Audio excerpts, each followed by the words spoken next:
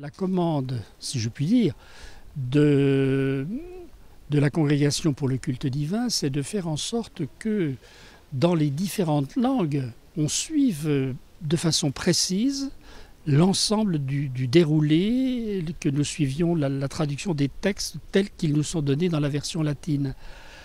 Alors que dans les années 60 et quelques, quand on a fait les premières traductions des premiers missels, c'était, je ne dis pas qu'on se soit beaucoup écarté, mais on était moins proche en quelque sorte de... La traduction était peut-être moins littérale, parfois peut-être plus poétique, c'est possible, mais qui manquait peut-être de précision. Par exemple, au niveau de la formule pénitentielle, le confiteor, donc le je confesse à Dieu, nous retraduisons le latin qui nous fait dire c'est ma faute, c'est ma faute, c'est ma très grande faute, et pas simplement oui j'ai beaucoup péché. Nous reprenons exactement les formes du latin. Il y a... Bon, on a beaucoup parlé et on parlera beaucoup du Notre Père, mais ça, le Notre Père, ce n'est pas une question de fidélité au latin.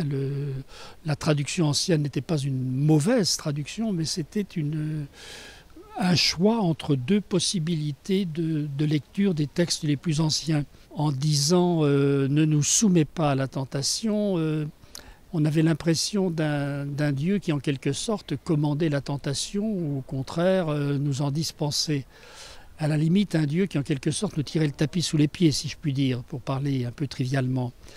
Là, nous avons pris une formule qui n'est pas forcément plus juste, mais qui n'est pas plus fausse non plus. C'est une vraie traduction, encore une fois. Ne nous laisse pas entrer en tentation. Donc, vous voyez, il y a un certain nombre de nuances, mais qu'il est intéressant de redécouvrir. Un certain nombre de nuances, de précisions qui sont apportées. Je vois par exemple le début des préfaces. Je ne vais pas vous donner un cours de latin, mais vere dignum et justum est, ecum et salutare. Et nous avons 4 adjectifs. Et quand nous prenons la traduction actuelle liturgique, il est juste et il est bon de te rendre gloire, de t'offrir notre action de grâce. Vous voyez, le salutare n'est pas traduit. Salutare, ça veut dire que rendre grâce, c'est porteur de salut. Je trouve que ça n'est pas anodin. C'est un mot qui a été omis parce qu'on n'y a peut-être pas fait attention, mais je crois que c'est important théologiquement de le redire. Normalement, à l'Assemblée de printemps, ce texte sera soumis au vote des évêques de France et nous demandons que dans les autres conférences épiscopales, on suive le même calendrier.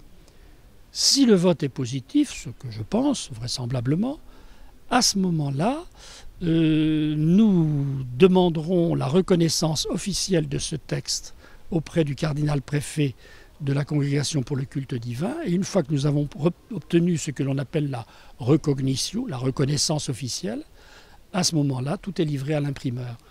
Ce que l'on espère, si on n'a pas de problème de délai, et si les votes sont positifs, on espère que pour le premier dimanche de Carême 2017, le missel sera effectivement en usage et promulgué pour la France et les autres pays francophones.